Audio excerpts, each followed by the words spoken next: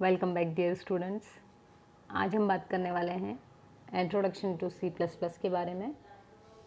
यहाँ तक जब हम सी प्लस प्लस के बारे में पढ़ेंगे तो हम ये मान के चल रहे हैं कि आप सी लैंग्वेज से फैमिलियर हो। ठीक है, तो देखते हैं। जो हमारा सी प्लस प्लस लैंग्वेज है ये AT&T बेल लैब्स में डेवलप किया गया है बाय जॉर्ने स्ट्रॉस्ट्रॉप, और ये एक इंटरमीडिएट लेवल लैंग्वेज है क्योंकि ये असेंबली लेवल लैंग्वेज से हायर कहलाती है। वहीं ये जो प्योरली ऑब्जेक्ट ओरिएंटेड लैंग्वेजेस होती हैं लाइक जावा एंड ऑल, उनके कंपैरिजन में ये लो लेवल कहलाती है। तो इसलिए ये सेट होती हैं in between assembly language and high level language.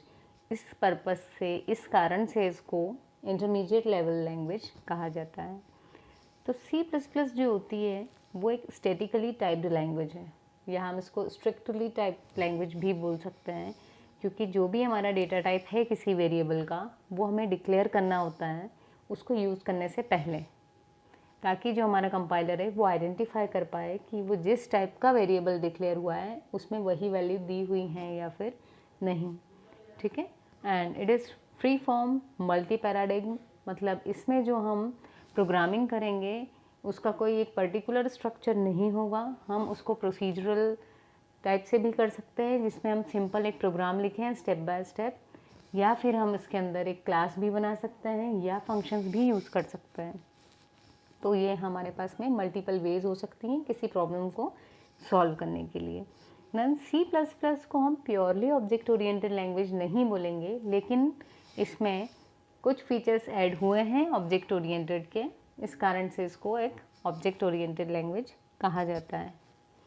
Next is benefits की यदि बात करें हम सी प्लस प्लस के ओवर सी लैंग्वेज, तो उसको कंटिन्यू करने के पहले यदि हम एक बात करें कि जो हमारी सी लैंग्वेज थी उसमें हमने बहुत से टाइप के ऑपरेटर्स देखे थे, और उन्हीं ऑपरेटर्स में से एक ऑपरेटर था इंक्रीमेंट ऑपरेटर। इंक्रीमेंट ऑपरेटर में हम 2 प्लस के सिंबल लगाते थे, प्लस प्लस। वो डिनोट करता था कि अगर मान लो आई कोई वेरिएबल है उसके आगे लगा दिया हमने आई प्लस प्लस, मतलब आई की जो भी अभी तक वैल्यू थी उसको 1 से इंक्रीमेंट किया जाए।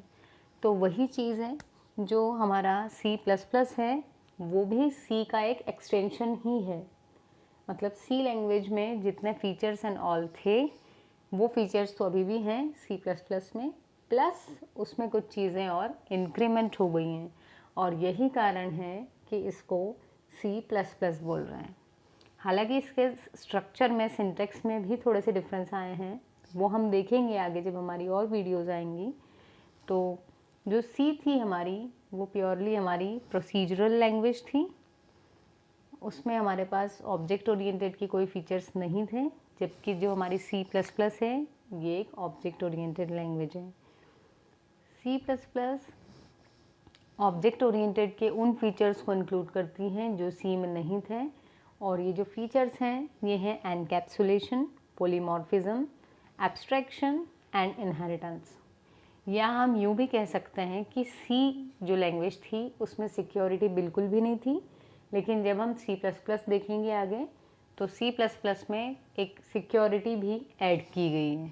तो वो सिक्योरिटी जिसके थ्रू हम आगे इंट्रोड्यूस करवाएंगे उस ऑब्जेक्ट ओरिएंटेड फीचर को कहते हैं एब्स्ट्रैक्शन।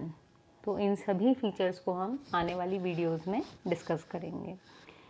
वहीं यदि हम वेरिएबल्स की बात करें तो सी लैंग्वेज में आपको सारे वेरिएबल्स किसी भी फंक्शन की स्टार्टिंग में डिक्लेयर करना कंपलसरी होता था, लेकिन सी प्लस प्लस में आप किसी भी वेरिएबल को उसके यूज़ करने के जस्ट पहले भी डिक्लेयर कर सकते हैं। जैसे मान लीजिए आपने कोई फंक्शन बनाया है और उस फंक्शन में कोई वेरिएबल की ज़रूरत पड़ रही है फॉर लूप के अंदर, और हमने उस फंक्शन की स्टार्टिंग में वो वेरिएबल डिक्लेयर नहीं भी किया हो, तो भी अगर हम फॉर लूप के अंदर भी यदि उसको डिक्लेयर कर दें तो भी हमको सी प्लस प्लस अलाउ करता है। So variables can be declared anywhere in the program in C plus plus, but must be declared before they are used. So एक इसमें जो कंपल्शन है वो ये कि यूज़ के जस्ट पहले, वो पहले तक में कहीं पर भी वो क्या होना चाहिए, डिक्लेयर हो जाना चाहिए।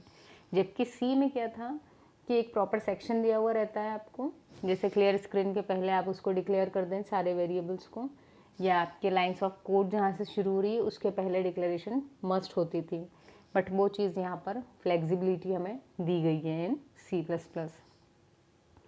अब फाइनली हम बात कर लें एप्लीकेशंस ऑफ C++। यदि हम C++ सीख जाते हैं, अच्छे से प्रोफिशिएंट हो जाते हैं, तो इसको हम कहाँ कहाँ इसकी एप्लीकेशंस हैं, कहाँ कहाँ अप्लाई किया जा सकता है। सो फर्स्ट है कि यदि आप C++ अच्छे से सीख लेते हैं तो हम उसका यूज़ एक ऑपरेटिंग सिस्टम डेवलप करने में भी कर सकते हैं। तो यदि हम उबंटू की बात करें, जो एक लाइनक्स बेस्ड ऑपरेटिंग सिस्टम है, इसकी भी कोडिंग C++ में की गई है। वहीं इसके थ्रू हम ब्राउज़र्स भी डेवलप कर सकते हैं। उसका एग्जांपल है क्रोम एंड फायरफॉक्स। कुछ ग्राफिक्स और गेम इंजन्स भी डेवलप किए जा सकते हैं, like Photoshop, blender, unreal engine. ये सारे C++ से ही डेवलप किए गए हैं। या फिर हम डेटाबेस इंजन्स को भी डेवलप कर सकते हैं। तो यदि C++ सीख लेते हैं तो ये जो सारी चीज़ें हैं यहाँ पर उनको अप्लाई हम कर सकते हैं ये सॉफ्टवेयर्स डेवलप करने के लिए।